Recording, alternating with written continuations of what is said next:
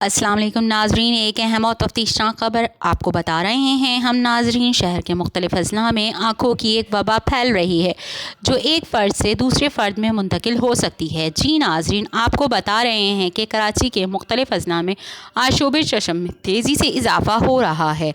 सबसे अहम बात नाजरीन, अगर आपने अभी तक हमारा चैनल सब्सक्राइब नहीं किया तो इसे सब्सक्राइब कर लीजिए। इस तरह की न्यू इन्फॉर्मेटिव वीडियोस सबसे पहले हासिल करने के लिए आप बेल के आइकन को ऑल पे प्रेस कर लीजिए।